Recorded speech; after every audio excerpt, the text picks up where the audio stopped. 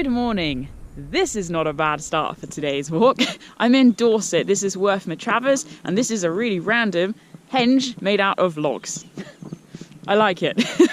So today's walk then, as I said, I'm in Worth Matravers. What we're going to do is we're going to follow the Priest's Way for about 3 miles until we get to the coastal village, or town even, of Swanage. And then from there we'll hit the southwest coastal path. Actually, it's a long distance trail of 630 odd miles all the way along the southwest coastal path, believe it or not. But we're going to do a small section today, nice undulating trail, lots of ups and downs, and hopefully if this mist clears off, which I'm optimistic it will, we'll get some spectacular views as well. And then the real highlight for today is coming towards the end of the walk, and that is Chapman's Pool. It's a natural cove in the landscape that just it really is mind-blowing. There are no words in the English language to capture the awe that looking down over that cove inspires. So we've got all that to look forward to. I'm pretty much ready to go. I think I'm just going to sort out a few more things and then we'll hit the trail. It's going to be good. The main car park at Worth has lots of space and access to a toilet for the cost of £2. All of the funds go towards the community and help with the upkeep of the space. This is the Square and Compass pub, and it's pretty notorious because they have a dog that climbs on the roof, and I discovered this last time I was here, which is why I'm gutted to have lost all of this footage, because he was just sat there and I'm just like, what is going on? He doesn't appear to be out today though, so that's a shame. We'll keep our eye open on the way back. But I've left the car park, which is behind me, and I'm just walking down this road, and then what I'm going to do is take this other road to my left towards Langton Matravers. Just got to follow it for a little bit and then we can pick up the Priest's Way. And the Priest's Way is really nice, flat walking all the way to Swanage really. And this is cool. Lots of interesting things to see today.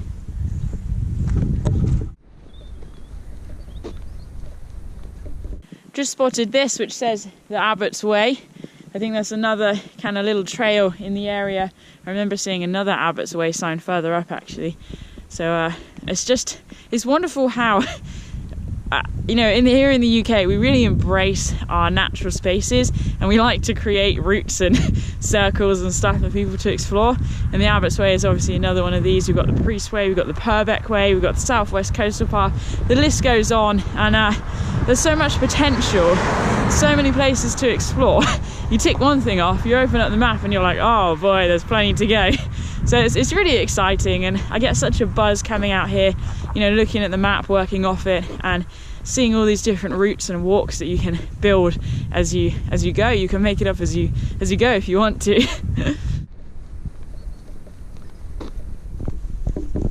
Here we are then, this is the sign. So we've got the Priest's Way with a horse picture, meaning it's a bridle way, so you can take horses along here as well. Swanage, 3.5 miles, so that's our first goal. Let's get it done. Not that I can see where I'm walking, you know, so misty.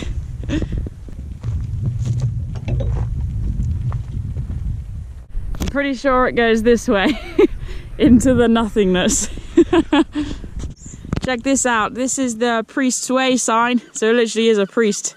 It's pretty cool actually, so that's what we'll be following for the next few miles.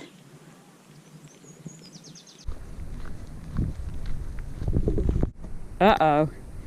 These guys might slow us down a bit. Blackberries. It's gotta be done. Man, that's a good one. And they're all like cleaned by the mist. Actually, talking of the mist, it's really interesting weather this morning, because this is gonna definitely really slow me down. It's warm basically. So whilst the air is quite damp with the moisture in the air, with the mist, it's very warm. In fact, I'm probably going to take my jacket off in a minute. So that's leaving me feeling quite hopeful that the weather will clear up by this afternoon. But it's just a waiting game, we'll have to wait and see. All that you're missing though is lots of fields, and actually that can bring me to the point of talking about Worth Matravers. So historically the area has had an economy that thrives on agricultural land, so kind of arable and pastoral. But nowadays as well, there's 2 quarries near the village that we drove past, and that supplies a great amount of income to the area as well. So quarrying, and it's just amazing to see how these small villages advance and basically adapt to keep up with modern society effectively. Not that we're out in the sticks, but you know, times are changing, people are having to travel further for work and all of that, but still the fields remain and farming is still a thing, and so are blackberries.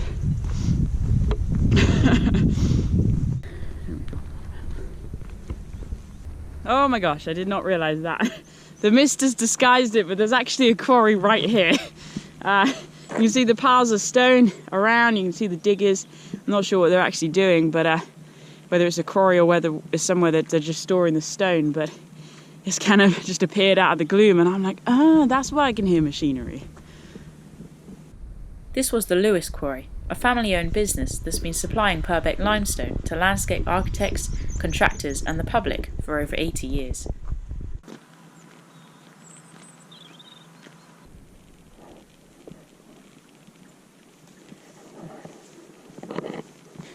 Alright, we got this little junction point, so again, Dancing Ledge that way, we've got Langdon that way, and then we are on the Priest's Way, as we know, and we got this little sign here, which is quite neat. It says, "The Priest's Way was reopened after major improvements were funded by Natural England's Path for Community schemes as part of the Rural Development Programme of England." Breathe. And then it's just got a list of the things. Okay, January 2014. Great. This way, now that we've established that.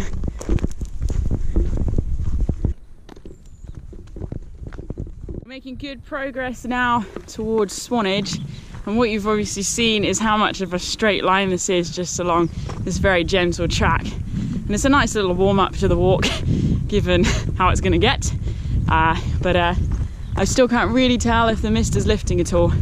I think it's staying pretty consistent in its density, so the waiting game continues. Clearly I'm slightly impatient today. Morning. You have big ears.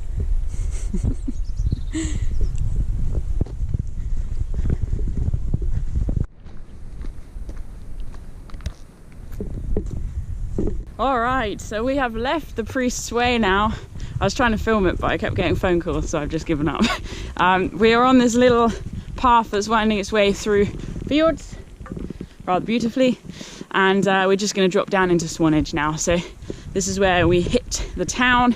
Can't promise I'm not going to get lost because I am notorious for getting disorientated in urban areas. So we'll see how this goes. Through the jungle first of all, and then we'll hit the buildings. The path runs through the Swanage Bay Holiday Park, a rather large site that sits on the edge of town. The easiest way to get through it is to find the road that runs right through the middle and just keep walking till you find the exit. Stay alert though, or you might just end up going round and round forever. Alright, we've left the holiday park behind and I'm making good progress now down into the Victorian coastal town that is Swanage. Just trying to weave my way through these buildings. I'm not really following any particular path here, nor am I using the map because my head is not in the right place for that today. So just kind of following my nose and hoping to hit the sea, which is that way. So actually at the moment I'm going the wrong way. Swanage was originally a small port and fishing village, but as already alluded to, it flourished during the Victorian era, when it first became significant as a quarrying port and seaside resort for the rich of the day. Nowadays the town remains a popular tourist destination, with tourism being the town's primary industry. The variety of shops selling buckets and spades, sweets and sunglasses does nothing to hide this. That being said, there are some rather impressive older buildings around, such as the Congregational Chapel dating to 1705. The Swanage Museum and Heritage Centre is free and well worth a visit if you're nearby. It's a small place, but packed with nuggets of information about the area's past, from the geology making up the Jurassic Coast UNESCO World Heritage Site to early maps and visual representations of the shops and quarries that would have been active in the 1800s. Check this out. Pretty neat. After taking in the sights of the famous pier, I decided to head to the Swanage Trust Cafe for a coffee. It felt good to rest a while and clear my head, taking the time to reflect on my walk so far and watch as the clouds gave one final fight before the sun finally broke through and we could bathe in the warmth of its rays.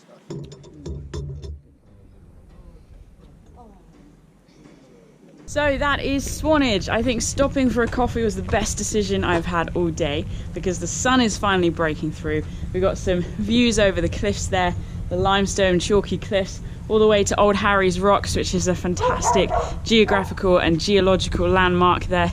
You can check out my walk from Corfe Castle to Old Harry, then to Swanage, and then on the steam train. Boom! That was a good day. But what we're doing now is we're going to leave the town behind and head up to Durlston Park, and then from there to Anvil Point, the Lighthouse, pretty interesting area actually, and then from there all the way along the coast past Dancing Ledge to Chapman's Pool.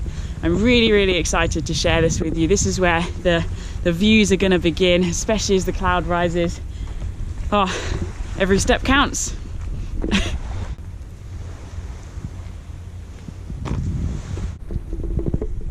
There's the famous acorn sign, National Trail. So that's the Southwest Coastal Path. Let's go.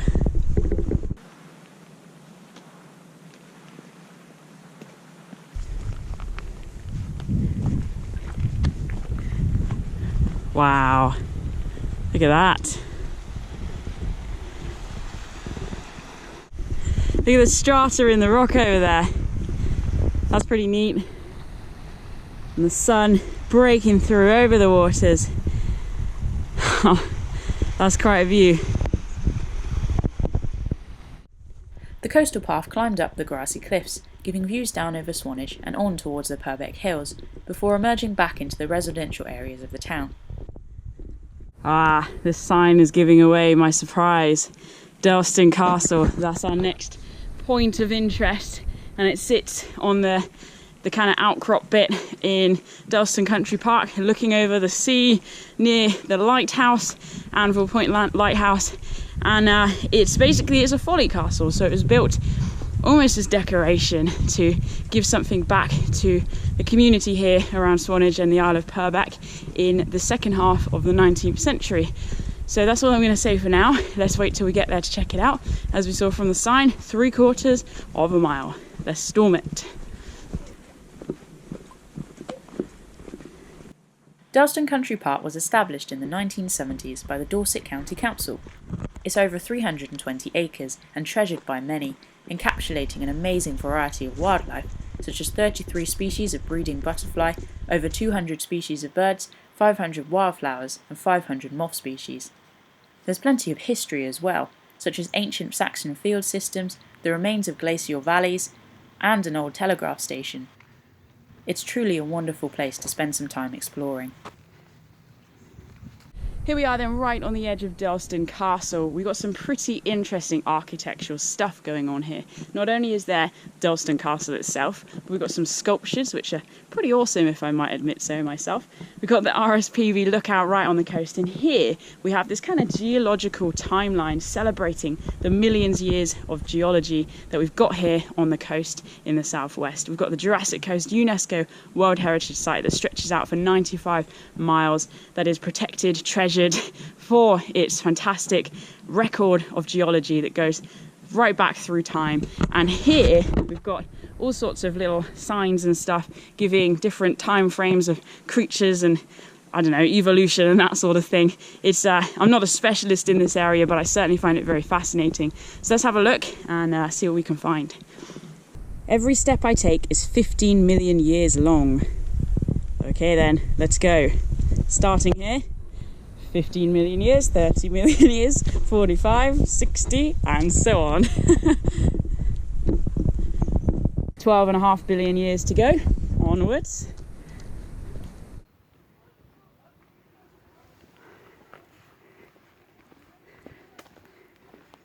This is quite fun actually, just looking at the different time frames. I can't even picture a billion years, so it all just goes over my head, but it's certainly nice they put the effort into making this. And we've got the occasional quote here: "What will you do now with the gift of your left life?" That is a good question. What will you do? Cal Ann Duffy, thank you very much.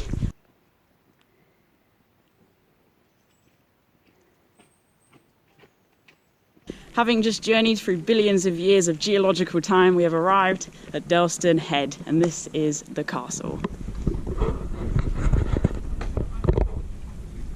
The The restoration of Dalston Castle was completed in 2011 in order to make it more accessible to the public.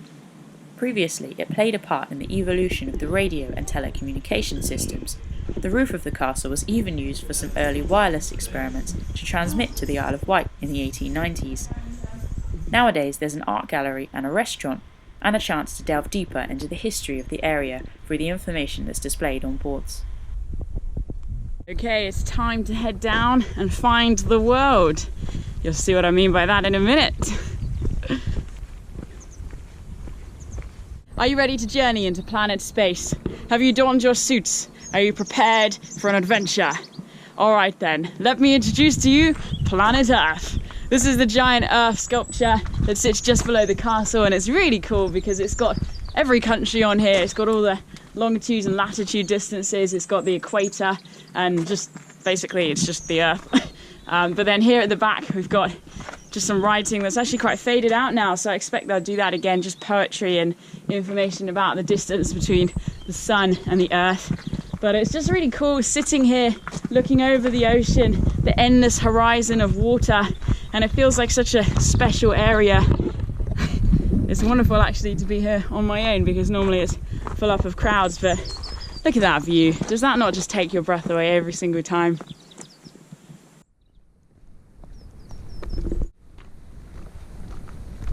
We've got these different pictures here saying about the passing seabirds, about dolphin watching, the different species of mammals in the water, and then over here the birds of the cliffs. And look at the variety of life that call this area of coast home.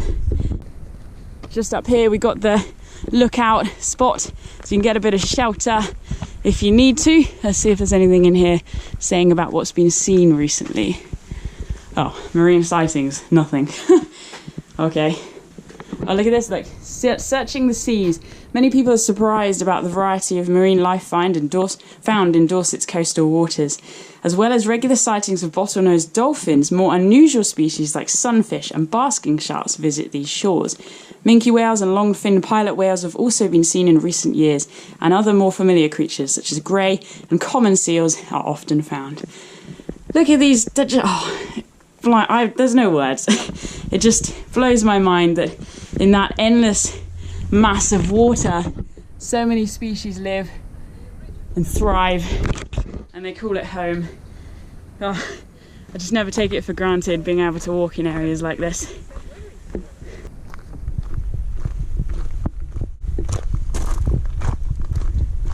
Next point of interest along this stretch of coast then is the Whim Caves, and that's what we've got here. 1887. The area was closed to the public actually in 1976 for reasons of safety. I can believe that. That's the entry, private property. And if I just come over here, you can get a look down into the entrance of the cave. Look at that. Very ominous. The Whim Caves are actually old limestone quarries which were mainly worked during the 18th century. The unusual name may have derived from a former quarryman called Tilly and a type of primitive crane then in use known as the Whim. And you can see the image of it there. And these are used all over Portland and the whole kind of Isle of Purbeck area just to lift the rocks and move them around. And it must have been such hard manual labour in exposed conditions, and credit to the people that lived and worked in these quarries because it's a very, very hard life. Leaving the whole kind of Dalston civilised area behind, and we're heading out into the cliffs and the rugged environment that comes with it. And actually we just got this little decline before ascending back up.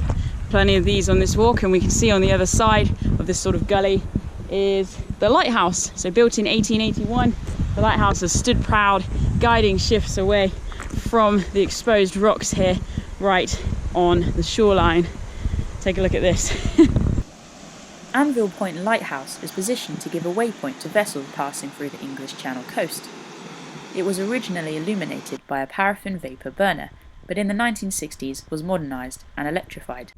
Some of the older buildings that made up the lighthouse have now been refurbished as holiday cottages, so it might be worth checking out if you're interested in exploring the area. We've come up past the lighthouse and we've got this relatively level stretch of coastal walking now, and as far as the eye can see is the limestone pavement that covers the shoreline here, all the way around the headland and on and on and on. It's wonderful that the mist is cleared so that we're going to get views like this all the way. We can really appreciate the scale of the landscape that we're walking through. This is one of my favourite stretches of coastal walking down here in the southwest. Don't get me wrong, I love it all, but coming up here on a clear or even a hazy day like today, it's just really, really special. And you feel actually quite secluded. I mean, there's lots of paths around here, so people come and do little walks and just hit the coast and then walk back inland. But when you're actually just walking a continuous line along the coast, you can feel a million miles away from civilization, and it's just magical.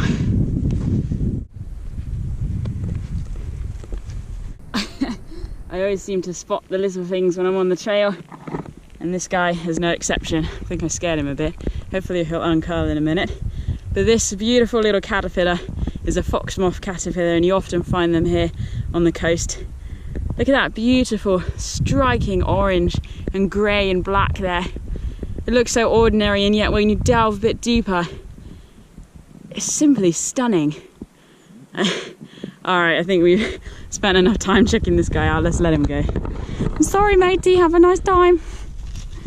Oh, sorry. There you go. Oh. Okay, bye.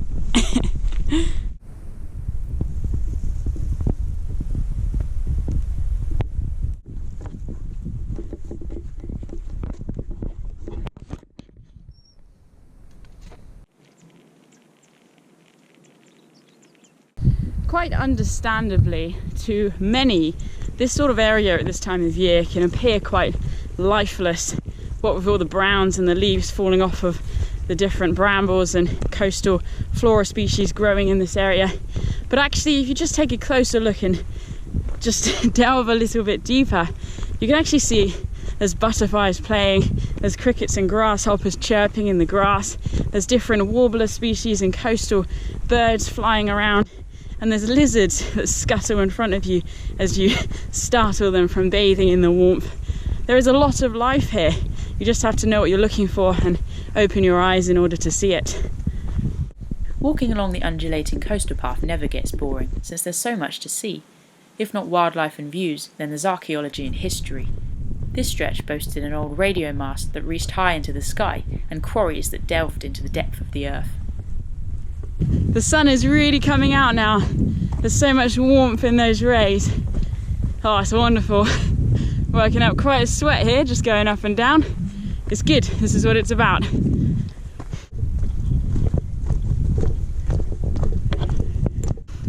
We're very nearly at Dancing Ledge now, just about half a mile away.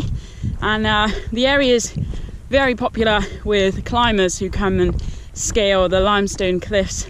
There's lots of different grades there, so we'll see if we can spot anyone hanging off a rope, and then from there we'll press on, just continue along the coastal path, a bit more undulating than it has been so far.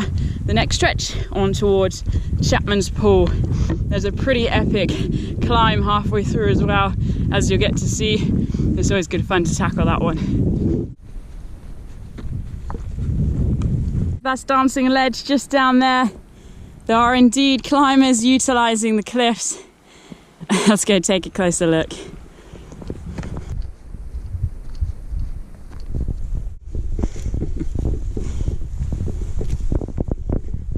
Take your pick. Here we'll go for this one. Let's get some views down over the ledge itself. Look at that limestone platform. There's some climbers just over there. Dancing Ledge is so called because at certain stages of the tide, when the waves wash over the horizontal surface, the surface undulations cause the water to bob up and down, making the ledge appear to dance.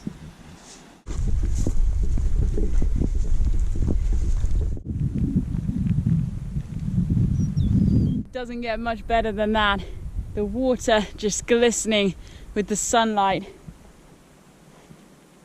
That is just the most calming view. And it's quite mesmerising. I've been glued here for a while. Just standing around Seacombe Cliffs here, We can see the limestone pavements once again all the way along the coastline there. It really is just so spectacular, especially in this glorious sunlight. But I can see the southwest coastal path as well, stretching on in front of us, and then it goes along and then climbs up to the top of here and carries on all the way around the headland. We've got a fair old distance to go yet, but feeling good and certainly really enjoying the journey today.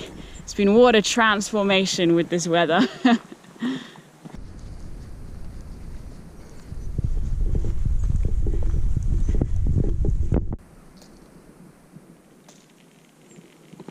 Nothing changes.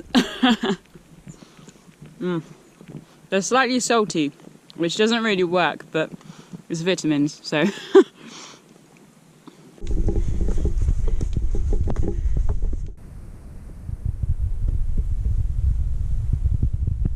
When walking on the coastal path, it's really important to take moments to stop and look behind you, because of course there's a view opening up behind you as much as there is in front of you. We can see how far we've travelled, and right there in the furthest point you can see the speck that is the lighthouse that we walked past earlier today. So we're making good progress. All we've got to do now is just keep walking. Pretty simple, really.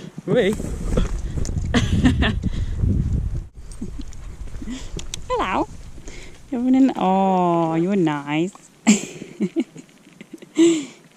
Have a nice time.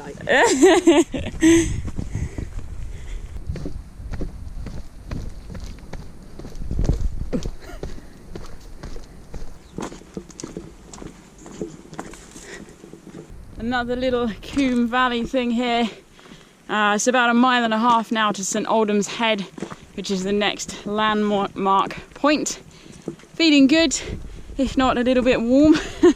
Not going to complain about that right now though. So we're climbing back up, and it's really great, this stretch of the coastal path, as it just goes up and down and up and down. It's really enjoyable. But say the weather was pretty miserable and it was less enjoyable, then I could head back along there and climb up to Worth Matravers. So that's kind of a shortcut, but we're not going that way today.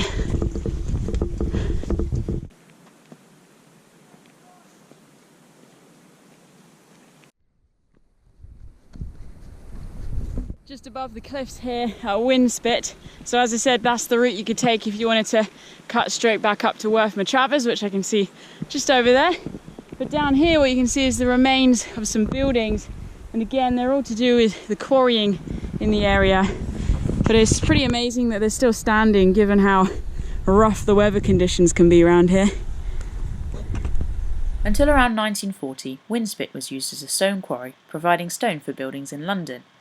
It was used as a naval base and air defence station in World War II, and then later opened to the public. Nowadays it's closed though, for safety reasons and bat conservation. This is really great. We're nearly at St Aldham's Head, which is a very special area. It's got the chapel, the lighthouse, and a little sculpture, a sort of half globe, which we'll see in a minute. And then from here it's about 1.5 miles or so on towards Chapman's Pool. So making very steady quality progress, just enjoying the day, the sunshine, and let's just get up to the lighthouse, shall we?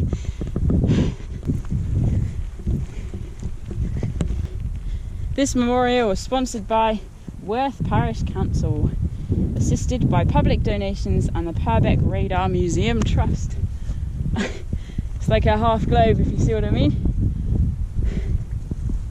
St Aldham's Head NCI is a recipient of the Queen's Award for Voluntary Service, received in 2012. The lookout was built in the 1970s to ensure the safety of sailors, fishermen and others in small crafts in the area. They're open to visitors and always very welcoming. So we just passed the other turning there to Worth. It's your last chance to back down before, well, you'll see what we've got coming up.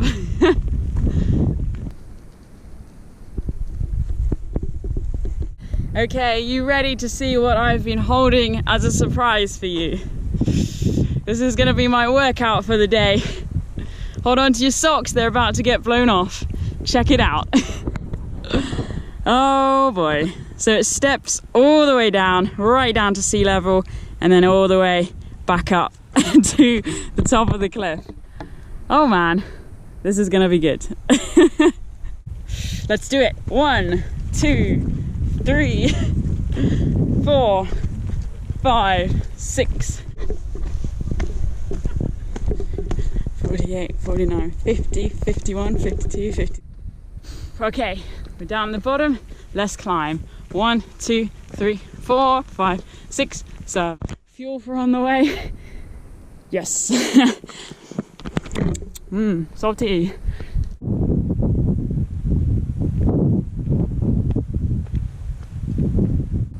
Ah, here we are at the top.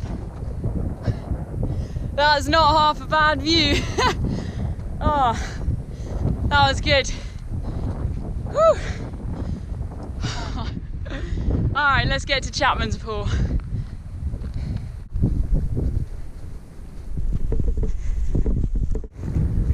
Wow. This is Chapman's pool, a completely natural cove in the landscape. It does not get much better than that. What a fantastic reward for all the walking we've done today. Woo!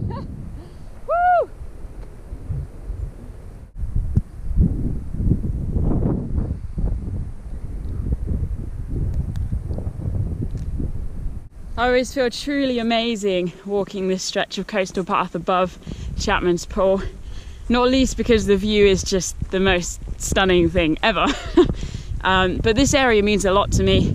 I've done a lot of coastal walking here, and a few times in the past, the not so recent past, I've had days where I've just really struggled with my mental health. And you know, being on the coast, the sheer cliffs probably wasn't the most sensible thing.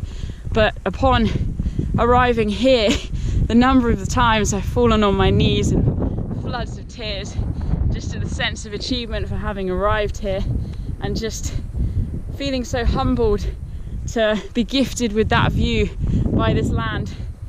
It's just the most amazing thing. And so I always treasure every step in this area. It truly is a wonderful place, and I'll never take the fact that I can access here for granted. You're right.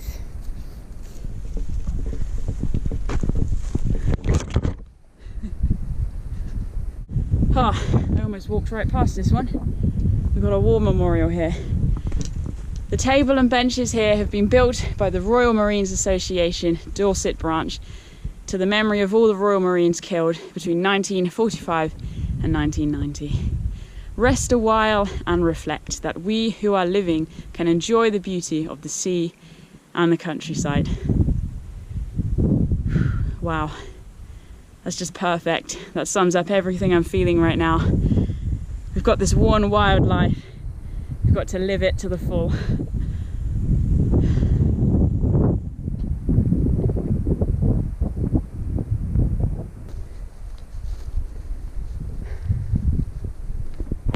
All right, this is us here, turning away from the coastal path.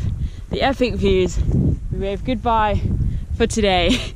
It has been pretty awesome, and that is a dramatic understatement. But now we've got about a mile and a half or so back to Worth Matravers and the car. I think it's pretty easy to see why I love today's walk. I mean, the variety of landscapes that we've journeyed through, from the open fields, regardless of the mist, along the Priest's Way, to the Victorian coastal town of Swanage, and then the undulating sheer cliffs on the southwest coastal path with the limestone pavements, dramatic climbs and mind-blowing views and natural coves.